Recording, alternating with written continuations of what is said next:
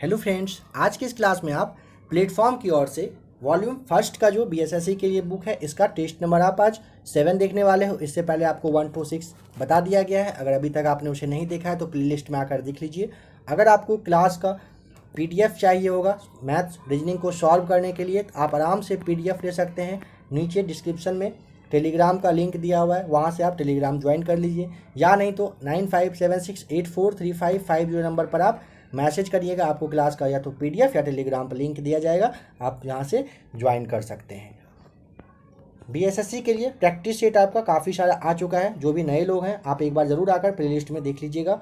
देखिए number first देखते हैं, कबीर किनके शिष्य थे? ऑप्शन नंबर बी, कबीर जो है ये रामानंद के शिष्य थे। समझिएगा, रामानंद ने उत्तर भारत में जो है राम के नाम को काफ़ी फेमस किया था। भक्ति आंदोलन की शुरुआत हुआ तो था दक्षिण भारत में, बट उत्तर भारत में लाने का श्रेय अगर किसी को जाता है तो वो रामानंद को जाता है। ठीक है, और देखिए जैसे आपके कबीर है ना, तो कबीर दास का जो अगर पूछे ना कि मतलब स्मारक कहाँ पर है तो यूपी में स्थित है, ये आप ध्यान रखिएगा। जनगणना 2011 के अनुसार बिहार में लिंगानुपात बताइए कितना है? तो देखिए नंबर आपका ऑप्शन नंबर आपका डी हो जाएगा। बिहार में अगर आपसे पूछता है ना तो 918 है। बिहार में अगर शिशु लिंगानुपात आपसे पूछ लेता है ना, ध्यान रखिएगा, शिशु लिंगानुपात तो आपको 935 ध्यान रखना है। और बिहार में सर्वाधिक लिंगानुपात 2011 के जनगणना के अनुसार अगर पूछे कहाँ पर है, सर्वाधिक अगर पूछता है तो गोपालगंज आपको ध्यान रखना है। सर्वाधिक लिंगानुपात कहाँ पर? गोपालगंज में है। और अगर कम पूछता है तो मुंगेर में है। नंबर 3 है, वन एवं कृषि किस सेक्टर में आता है? काफ़ी इंपॉर्टेंट क्वेश्चन है, बताइए यहाँ पे सही जवाब क्या होगा। देखिए वन उत्पादन और जो कृषि है ना ये प्राथमिक सेक्टर में आता है। ठीक है, नंबर ए हो जाएगा। किस में आता है? प्राथमिक सेक्टर में आता है। देखिए प्राथमिक सेक्टर के अकॉर्डिंग कृषि, पशुपालन, वन, मत्स्य पालन ये सारे आते हैं। ठीक है, अगर आप द्वितीय क्षेत्र के बारे में जानना चाहें तो देखिए इसमें ना जैसे विनिर्माण वगैरह और उद्योग है ये आपका सेकेंड में आता है। और अगर थर्ड के बारे में पूछेगा तृतीयक में, तो तृतीयक के अकॉर्डिंग सेवा जो सेक्टर होता है ये आता है। आपको एक बात जानना चाहिए कि जो फेमस मतलब कहिए कि विकसित कंट्री है ना, वहाँ पे ना तृतीय सेक्टर का ही काफ़ी ज़्यादा योगदान रहता है, वो फेमस है। कमला की सहायक नदियाँ कौन है इसमें से? तो ऑप्शन नंबर सोनी, बलान और ढोरी, ये तीनों जो है कमला की सहायक नदियाँ हैं। ठीक है, नेक्स्ट है कि निम्नलिखित में से कौन एक सूखाग्रस्त क्षेत्र है? ऑप्शन नंबर सी हो जाएगा। रॉयल सीमा जो है ना ये सूखाग्रस्त क्षेत्र है। देखिए रॉयल सीमा क्षेत्र आंध्र प्रदेश के दक्षिणी क्षेत्र में है। तो कहाँ पर है? आंध्र प्रदेश का जो साउथ वाला एरिया है यहाँ पे, वहाँ पे ही है। ठीक है, अब देखिए एक बात समझ लीजिए कि सूखा क्षेत्र आखिर आप किसको कहेंगे? सूखा क्षेत्र का मतलब क्या हुआ? मौसम विभाग के अनुसार जहाँ पर 50 सेंटीमीटर से, ठीक है, 50 सेंटीमीटर से कम वार्षिक वर्षा रिकॉर्ड दर्ज किया जाता है ना, वो सूखाग्रस्त एरिया कहलाता है। ठीक है, भारत में अगर सबसे कम वर्षा वाला क्षेत्र पूछता है तो आपको लेह बताना है। अब देखिए आ जाइए बिहार पे। बिहार का अगर मतलब सबसे ज़्यादा वर्षा वाला जिला पूछता है जिला तो किशनगंज है, और सबसे कम वर्षा वाला अगर क्षेत्र पूछ ले जिला तो औरंगाबाद जिला आपको ध्यान रखना है। और बिहार का सर्वाधिक गर्म जगह अगर आपसे पूछेगा तो आपको ये बिहार का पूछेगा तो गया बताना है। आर्थिक उदारीकरण का जनक किसे कहा जाता है? नंबर 6 का, तो ऑप्शन नंबर बी हो जाएगा। डॉक्टर मनमोहन सिंह को कहा जाता है। नेक्स्ट क्वेश्चन नंबर 7 है, भारत एवं पाकिस्तान के विभाजन किस योजना के तहत हुआ था? नंबर 7 का बताइए राइट आंसर क्या होगा? तो ऑप्शन ए हो जाएगा, माउंटबेटन योजना के तहत ही हुआ था। अफीम पौधे किस भाग से बनाई जाती है? नंबर 8 का ऑप्शन नंबर डी होगा। अफीम जो है ना ये आपका फूल से ही प्राप्त होता है। ठीक है, नंबर 9 है, भूकंप होने का क्या कारण होता है? तो ऑप्शन नंबर बी, भूकंप मतलब होने से क्या होता है ना, तो भूकंप होने से दरार आ जाता है जमीन में, पता ही होगा। ठीक है,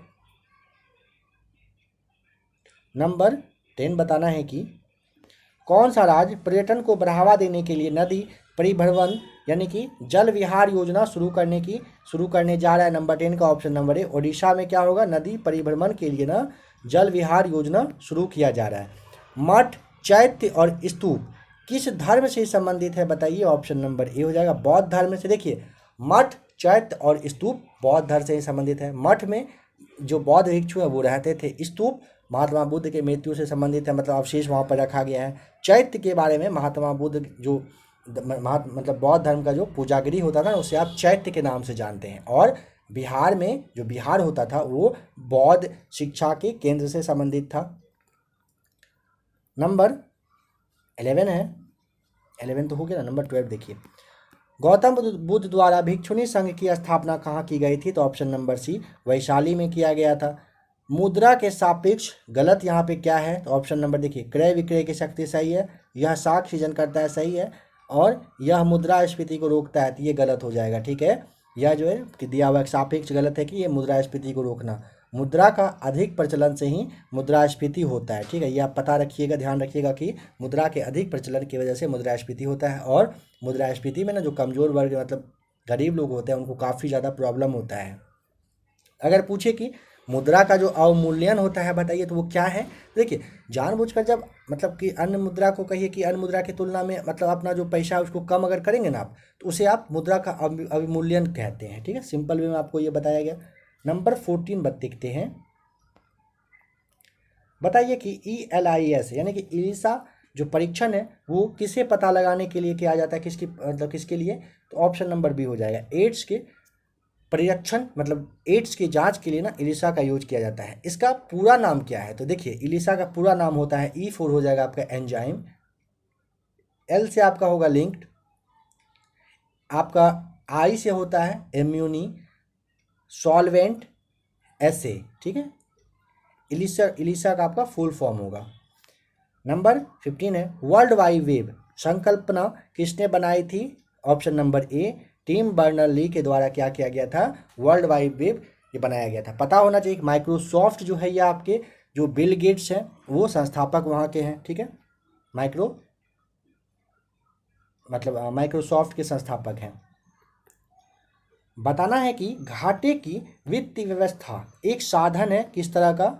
नंबर 16 का ऑप्शन नंबर सी यहाँ पे राइट आंसर हो जाएगा, राजकोषीय नीति का। फ्रेंड्स देखिए, हर एक क्वेश्चन के बाद आपको लगभग कुछ 1 सेकंड से भी थोड़ा कम या कहीं 1 सेकंड के आसपास का टाइम दिया जाता है अपना जवाब सोचने के लिए। ज़रूर अपना जवाब सोचिएगा, मिलाइएगा, और ज़्यादा टाइम अगर किसी क्वेश्चन पे आपको चाहिए आराम से वहाँ पे आप वीडियो को रोक लिया करिएगा। नंबर 16 का ऑप्शन नंबर आपका सी राइट आंसर हो जाएगा। निम्नलिखित में से कौन मुगल शासक 15 वर्षों तक निर्वासन में रहा, मतलब बाहर रहा था, इस तरह से कहिए। ऑप्शन नंबर आपका सी यहाँ पे राइट आंसर होगा। देखिए, मुगल शासक हुमायूं 15 वर्षों तक निर्वासन रहा, कहने का मतलब हुमायूं जो है ना 1540 ईस्वी से लेकर के 1555 ईस्वी तक भारत से बाहर रहा था। ठीक है, और ये हुमायूं 1530 से लेकर 40 तक 30 से 40 तक यहाँ का ही शासक था। ठीक है, 1539 में समझिएगा, 1539 ईस्वी में चौसा का युद्ध हुआ था, और 1540 में बिलग्राम का युद्ध हुआ था, बिलग्राम का, जिसे आप कन्नौज का युद्ध भी कहते हैं। इसमें शेर शाह से हारने के बाद वे क्या हुए थे? हुमायूं बाहर यहाँ से मतलब उसको जाना पड़ा था, निकल गया था। ठीक है, ये ध्यान रखिएगा। गुलबर्गा एक जमाने में किस राज्य की राजधानी हुआ करती थी बताइए? 18 का ऑप्शन नंबर आपका सी हो जाएगा, बहमनी की। देखिए, गुलबर्गा जो है ना एक ज़माने में बहमनी राज्य की राजधानी थी। समझिएगा, बहमनी राज्य की स्थापना 1347 में हसन गंगू के द्वारा किया गया था। फ्रेंड्स बस 1-2 लाइन में आपको बताया जा रहा है, जो भी क्वेश्चन देख रहे हो इसे अभी का अभी आपको याद करना है, समझना है। बाद के लिए मत छोड़िएगा, PDF के लिए मत छोड़िएगा, जहाँ डाउट लगे स्क्रीनशॉट लेके रख लीजिएगा। बाद के लिए छोड़िएगा, आपको फिर बाद में कुछ टाइम बाद मालूम चलेगा कि बात करते करते बहुत सारा आपका मटेरियल जमा हो गया और आप सही से कुछ नहीं कर पाएंगे, फिर बहुत ज़्यादा कन्फ्यूजन होगा। इसीलिए अभी से हर एक क्वेश्चन पे कमांड करते चलिएगा, क्योंकि अभी बहुत जल्द आपको इतना सारा क्लास दिया जाएगा ना कि आपको फिर पेंडिंग वर्क कंप्लीट आप नहीं कर पाएंगे। देखिए, गुलबर्गा के बारे में आप देख रहे थे ना, गुलबर्गा बहमनी राज्य की राजधानी थी। इसकी जो स्थापना है 1347 ईस्वी में हसन गंगू के द्वारा किया गया था। ठीक है, हसन गंगू के द्वारा किया गया था। हसन गंगू अलाउद्दीन बहमन शाह के नाम से गद्दी नाम पर, हसन गंगू जो है ना अलाउद्दीन बहमन शाह के नाम से गद्दी पर बैठा था। ठीक है, नंबर 19 है, अलबरूनी ने किसके राज्यकाल का वर्णन किया है? नंबर 19 का ऑप्शन नंबर ए हो जाएगा, महमूद गजनवी का किया है। अल बरूनी महमूद गजनवी के राज्यकाल में भारत आया था और अल बरूनी के जो किताब है मतलब नाम है किताब उल हिंद यानी कि भारत की खोज, इस पुस्तक में लिखा गया है। मतलब अल बरूनी ने जो है ना किताब उल हिंद लिखा है, ठीक है, जिसका कि मतलब भारत की खोज होता है। नंबर 20 है, गुरु तेग बहादुर को मृत्यु दंड किसने दिया था? ऑप्शन नंबर सी हो जाएगा, औरंगजेब के द्वारा दिया गया था, ठीक है। गुरु तेग बहादुर साहब को मृत्यु दंड औरंगजेब के द्वारा दिया गया था। ये जो है ना सिख गुरु के ना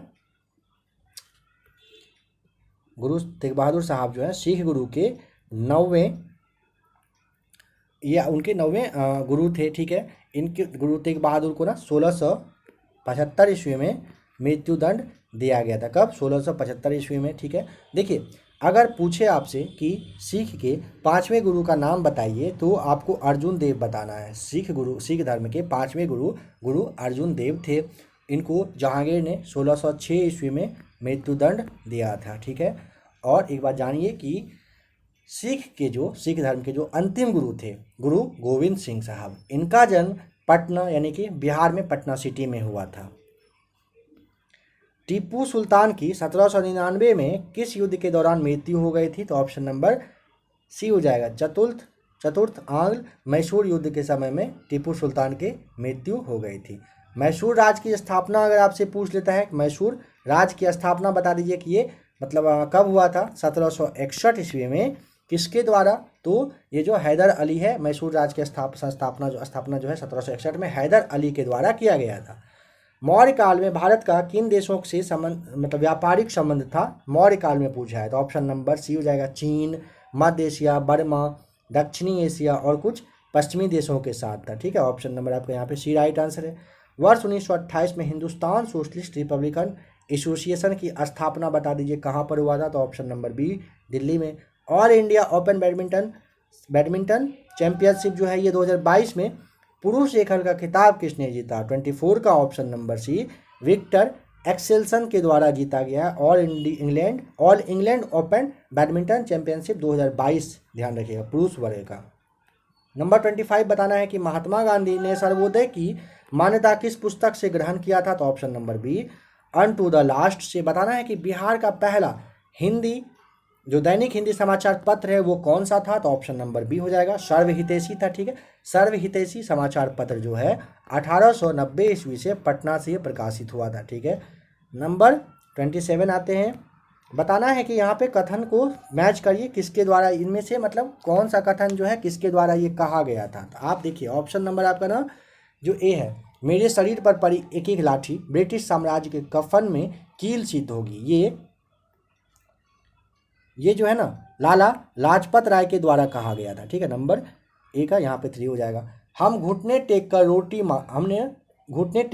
कर रोटी मांगी किंतु उत्तर में हमें पत्थर मिला, ये महात्मा गांधी के द्वारा कहा गया था, ठीक है। यहाँ पे सामने मैच किया हुआ है। और सतत जागरूकता ही स्वाधीनता का मूल्य है, ये जवाहरलाल नेहरू के द्वारा कहा गया था, ठीक है। और एक इनकलाब जिंदाबाद, ये हमारे भगत सिंह के द्वारा कहा गया था, ठीक है। तो ये आप समझ पाए, यहाँ पे आप मिला लीजिएगा क्या आपका यहाँ पे राइट आंसर होना चाहिए। आइए देखते हैं नंबर 28। 1940 के व्यक्तिगत सविनय अवज्ञा आंदोलन में दूसरा सत्याग्रही किसे चुना गया था? 28 का देखिए 1940 में व्यक्तिगत सविनय अवज्ञा आंदोलन के दौरान दूसरे सत्याग्रही अगर पूछे तो जवाहरलाल नेहरू बने थे, ठीक है। और प्रथम सत्याग्रही जो है ये विनोबा भावे बने थे। और तीसरा सत्याग्रही भी पूछा जा सकता है, ठीक है। तो ब्रह्मचारी आप ध्यान रखेंगे, तीसरा सत्याग्रही अगर पूछे तो ब्रह्मचारी आपको बताना है। लोकमान्य तिलक किस विचारधारा के पोषक थे? नंबर 29 का ऑप्शन नंबर बी हो जाएगा, उग्रवादी थे। नंबर 30, 1923 में चित्तरंजन दास और पंडित मोतीलाल नेहरू ने जिस स्वराज दल का निर्माण किया था उसका मुख्य कार्यक्रम बताना है क्या था? तो ऑप्शन नंबर डी हो जाएगा, चुनाव जीतकर विधानमंडलों में जाकर सरकार को जो है विरोध करना। ये चित्तरंजन दास और जो मोतीलाल नेहरू थे, इनका स्वराज दल का जो निर्माण करने का जो मतलब ये था कि थीम था, इसी वजह से किया गया था क्योंकि चुनाव जीतकर विधानमंडल में जाना था और सरकार का जो गलत चीज़ था उसका विरोध करना उनका नीति रहेगा। द कॉमनवेल्थ ऑफ क्रिकेट पुस्तक के लेखक बताइए कौन है? तो ऑप्शन नंबर ए, रामचंद्र गुहा के द्वारा the common wealth of cricket पुस्तक लिखा गया। सर्वोच्च न्यायालय को संविधान के किस अनुच्छेद के अंतर्गत मूल अधिकारों की रक्षा करने के लिए लेखा जारी करने का अधिकार मतलब मिला है? ऑप्शन नंबर डी, अनुच्छेद 32 के तहत। नंबर 32 के बाद 33 पे आइए। अध्यादेश जारी करने का अधिकार राष्ट्रपति को कौन सा अधिकार के थ्रू मिला है? तो ऑप्शन नंबर आपका ना यहाँ पे डी हो जाएगा, ये उनका विधायी अधिकार होता है। भारतीय संविधान के अनुच्छेद 123 के तहत जो है राष्ट्रपति अध्यादेश जारी करते हैं, ठीक है। और देखिए संविधान का अनुच्छेद अगर 213 आप देख लीजिए, 213 के तहत राज्यपाल को अध्यादेश जारी करने का मतलब कहिए कि शक्ति दिया गया है, ठीक है। आइए देखते हैं नंबर 34 देखते हैं। बताइए कि राज्यसभा को लोकसभा की तुलना में कम अधिकार है, इस संबंध में निम्नलिखित में से कौन सा सही यहाँ पे नहीं दिया हुआ है बताना है। 34 का राइट आंसर बताइए क्या होगा। तो देखिए ऑप्शन नंबर ए जो है ना, राज्यसभा को लोकसभा के बराबर अधिकार संविधान संशोधन विधेयक के संबंध में है, ये आपका ना ऑप्शन नंबर ए हो जाएगा राइट, ठीक है। आपको पता होना चाहिए राज्यसभा के टोटल 12 सदस्यों को राष्ट्रपति के द्वारा चुना जाता है। राज्यसभा को अनुच्छेद 312 के अकॉर्डिंग ही अखिल भारतीय सेवा को सृजन या फिर मतलब कहिए उसे मतलब बदलने वगैरह का जो प्रस्ताव लाने का अधिकार होता है, ठीक है। नंबर 35 बताना है, राज्य के राज्यपाल की क्या स्थिति होती है? कंडीशन बताना है, वो मतलब कहाँ पे रहते हैं। देखिए वह राज्य की कार्यकारिणी का अध्यक्ष जो दिया ना, ये ऑप्शन नंबर बी ये सही है। राज्यपाल राज्य के संवैधानिक प्रमुख होते हैं, ठीक है, ये ध्यान रखिएगा। राज्यपाल की नियुक्ति राष्ट्रपति के द्वारा अनुच्छेद 155 के तहत किया जाता है। राज्यपाल अनुच्छेद 164 के तहत मुख्यमंत्री को नियुक्त करते हैं, ठीक है, ज्वाइन करवाने का उनके पास अधिकार दिया हुआ है। और वो राज्य के कार्यकारिणी का अध्यक्ष होते हैं, हेड होते हैं, सर्वे सर्वा होते हैं, ऐसे आप समझ लीजिए। नंबर 36, भारत के शासन को संसदीय कहा गया है, क्यों कहा गया है बताइए। क्योंकि ऑप्शन नंबर डी, क्योंकि कार्यकारिणी व्यवस्थापिका के प्रति ये उत्तरदायी है, इसीलिए भारत के शासन को संसदीय कहा गया है। और देखिए संसदीय प्रणाली का जो मतलब का ये कहाँ से स्टार्ट, तो ब्रिटेन से हुआ है, ठीक है। और भारत में संसदीय प्रणाली ग्रेट ब्रिटेन से ही लिया गया है, इसे भी ध्यान रखिएगा। निम्नलिखित में से कौन से प्रकार के प्राधिकार भारत के राष्ट्रपति के पास है? नंबर 37 का बताइए क्या ऑप्शन होगा। देखिए औपचारिक और कानूनी, और जो आपका संवैधानिक और नाम मात्र का, ये आप कहिए कि राष्ट्रपति के पास औपचारिक और कानूनी तथा संवैधानिक और नाम मात्र का मतलब प्राधिकार प्राप्त है, ठीक है। तो ऑप्शन नंबर आपका यहाँ पे क्या हो जाएगा, देखिए option number D right answer हो जाएगा। नंबर 38, समवर्ती सूची के विषयों पर केंद्र व राज्य दोनों ही कानून बना सकते हैं, परंतु दोनों में विरोध की स्थिति में बताइए क्या होगा। ऑप्शन नंबर सी, केंद्र का कानून मान्य होगा। एग्जाम्पल में फ्रेंड्स देखिए आज के डेट में जैसे अभी आपने देखा होगा कि पश्चिम बंगाल में, वेस्ट बंगाल में जो बीएसएफ के लिए बॉर्डर लाइन का जो सीमा था ना, वो शायद पहले 15 किलोमीटर के आसपास था, ठीक है।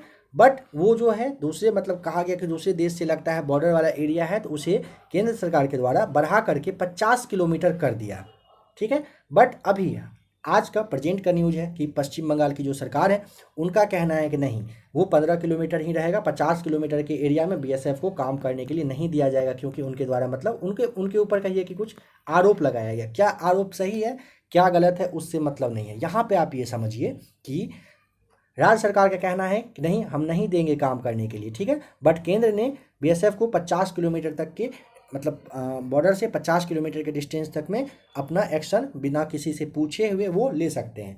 तो यहाँ पे जो है ना, जो राज्य का कानून दिया हुआ है ना, ऑप्शन नंबर डी मान्य होगा, ये नहीं होगा, ठीक है। यहाँ पे नहीं होगा, यहाँ पे ऑप्शन नंबर सी, केंद्र का जो कानून होता है वही मान्य होता है। इस कंडीशन में अगर समवर्ती सूची में आपको पता है केंद्र और राज्य दोनों आते हैं, इन दोनों के द्वारा कानून बनाया जाए तो केंद्र का ही कानून मान्य होता है। नंबर 39 है, उत्तरी पूर्वी मानसून में सर्वाधिक वर्षा प्राप्त करने वाला राज्य बताइए कौन सा है। ऑप्शन नंबर सी हो जाएगा तमिलनाडु। अब समझिए एक बात, भारत में नॉर्मली पूछे तो दक्षिण पश्चिम मानसून से ही वर्षा होती है, ठीक है, इसे ध्यान रखिएगा। भारत में वर्षा अगर पूछे ना, दक्षिण पश्चिम मानसून से ही होती है।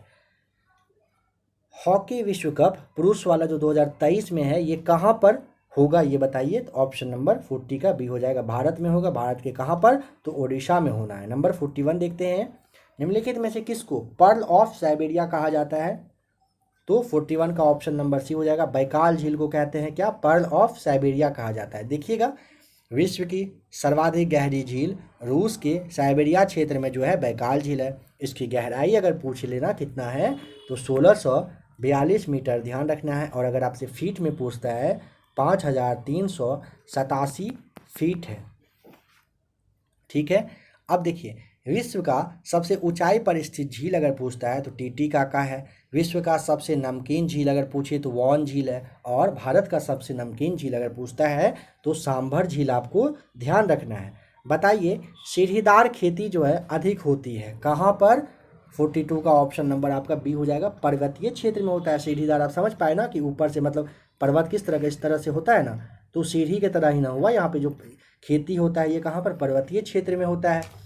यहाँ पर अच्छे से क्या होता है कि अगर पूछेगा किस तरह का फसल या क्या होता है, किसकी खेती होती है, तो चाय की खेती होती है। ठीक है, कहाँ पर? सीढ़ीदार खेती में। अच्छा जो है ये पर्वतीय क्षेत्र में चाय की खेती। और अगर पूछे भारत में चाय की खेती कब से स्टार्ट हुआ तो वर्ष 1835 से हुआ है। ठीक है, ध्यान रखेंगे। भारत में सबसे ज़्यादा चाय की खेती असम राज्य में होती है। ठीक है, नंबर 43 बताना है कि राष्ट्रीय विकास परिषद का गठन कब किया गया था? नंबर 43 का ऑप्शन नंबर सी हो जाएगा। अगस्त 1952 में क्या हुआ था? राष्ट्रीय विकास परिषद का गठन हुआ था।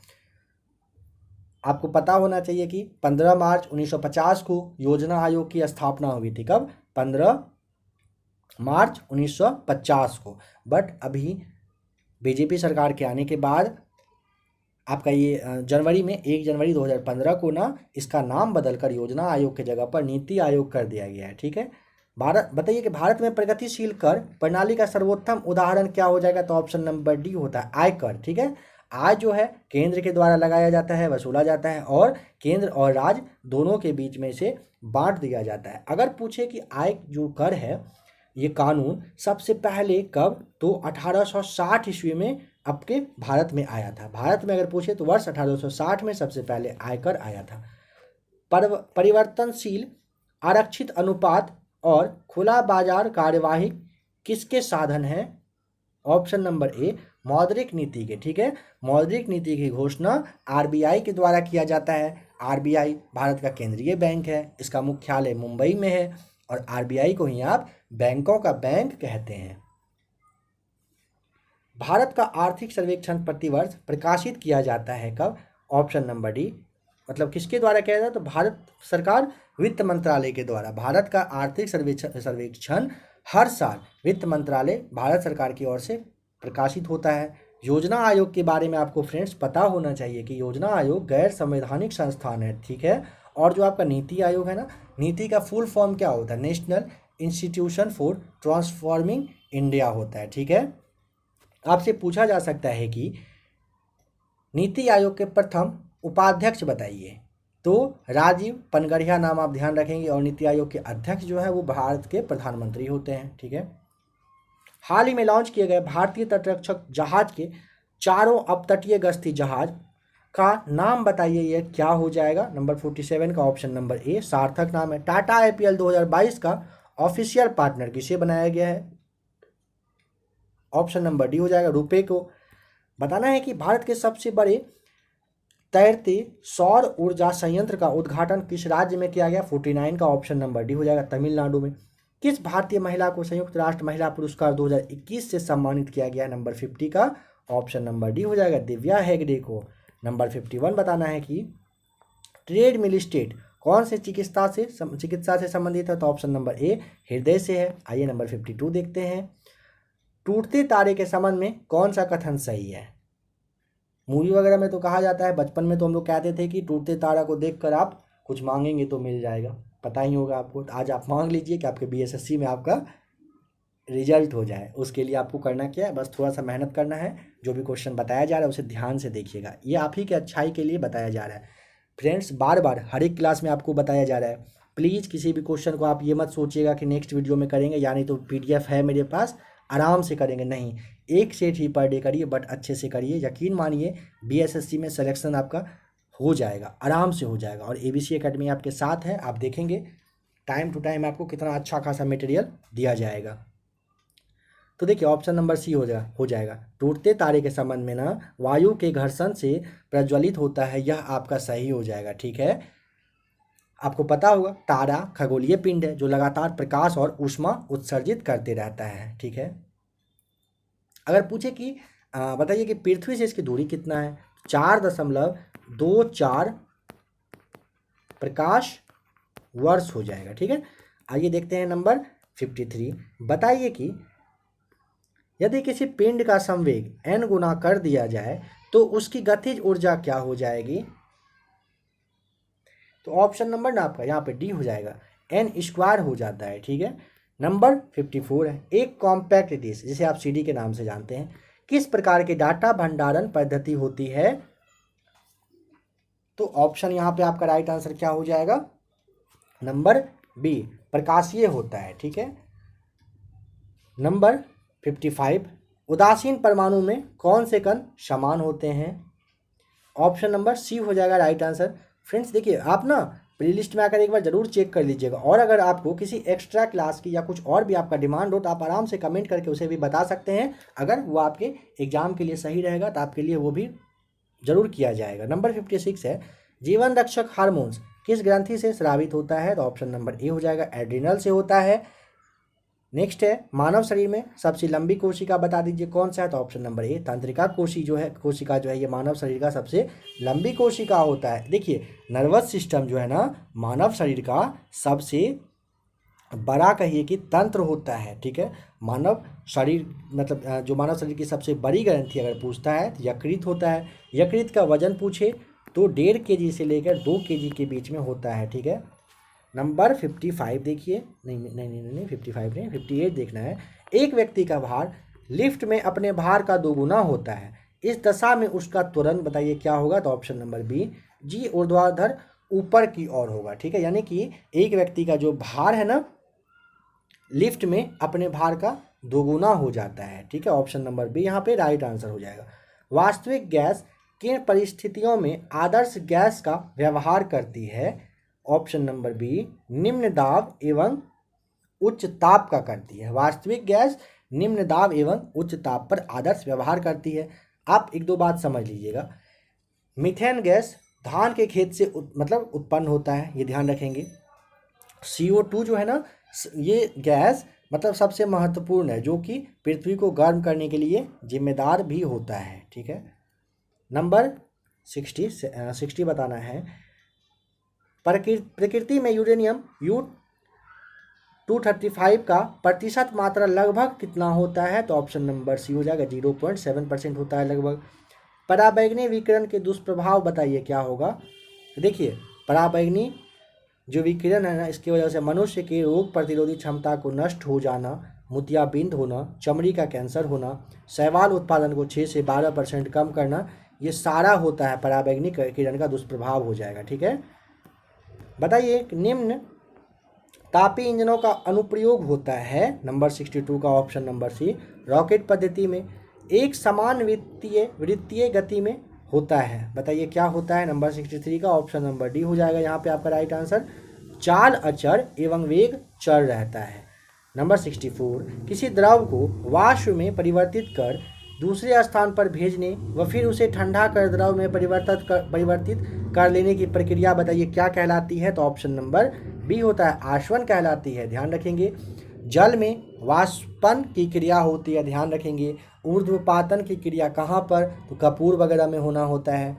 ऊर्ध्वपातन क्रिया से क्या होता है ना कि ठोस डायरेक्ट गैस में बदल जाता है। ठीक है, ठोस द्रव में ना बदल कर या किसी और चीज़ में ना होकर के डायरेक्ट क्या होता है गैस में बदल जाता है। नमक मिश्रित कपूर को शुद्ध किया जा सकता है। ऑप्शन नंबर सी के द्वारा, ऊर्ध्वपातन के द्वारा किया जा सकता है।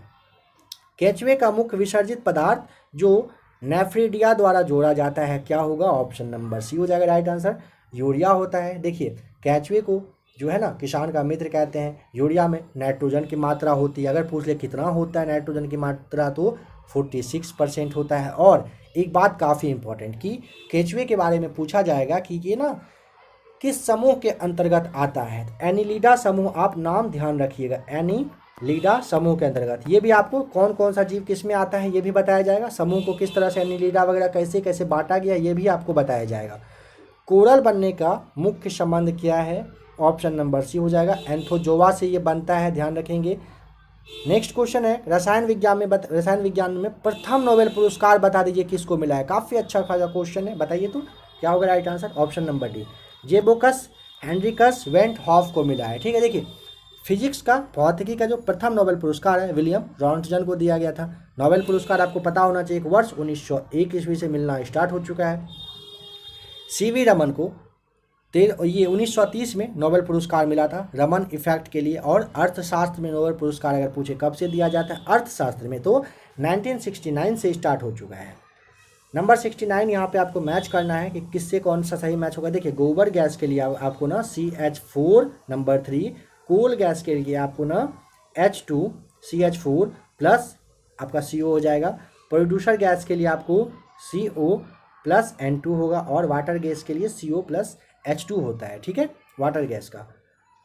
देखिए एक बात और समझिए कि गोबर गैस प्लांट का जो निर्माण है ना, पूछे कि अगर किसने किया था सबसे पहले, तो गोबर गैस प्लांट का, ये क्वेश्चन इंपॉर्टेंट है, तो CV देसाई के द्वारा किया गया था। ठीक है, आइए नंबर 70 देखते हैं। मृत्युपरांत शरीर की जांच अथवा पोस्टमार्टम को आप क्या नाम से जानते हैं, क्या कहते हैं? तो ऑप्शन नंबर बी, ऑटोप्सी कहा जाता है। ऑटोप्सी के द्वारा क्या होता है ना, रियल वजह पता चलता है कि लोग क्यों मरा था। ठीक है, ये ध्यान रखेंगे। एक तो बात यहाँ पे आप समझ लीजिएगा कि DNA फिंगरप्रिंटिंग जो संस्थान है, पूछे कहाँ पर DNA मैच करने वाला जो होता है वो कहाँ पर इसका हेडक्वार्टर है, संस्थान है मेन, तो हैदराबाद में है। DNA फिंगरप्रिंटिंग जो है ना, ये मतलब वंश कहिए कि किसके बेटा पोता कौन है वो, और अपराधी वगैरह को पता लगाने के लिए किया जाता है। मानव शरीर में भोजन के पाचन के संदर्भ में लाइपेज का स्राव कहाँ से होता है? नंबर 71 का ऑप्शन नंबर ए हो जाएगा, आमाशय से होता है। नंबर 72 बताना है कि सूर्य की हानिकारक किरणों से आंखों की रक्षा के लिए धूप के चश्मे में प्रयुक्त कांच में किसका मिश्रण होता है? नंबर 72 का ऑप्शन नंबर आपका ना यहाँ पे सी हो जाएगा। सूर्य की हानिकारक किरणों से आंखों की रक्षा के लिए धूप के चश्मे में फेरस ऑक्साइड का यूज किया जाता है। ठीक है, फोटोग्राफी में आपको पता होना चाहिए कि किसका यूज होता है, तो सिल्वर ब्रोमाइड का यूज किया जाता है।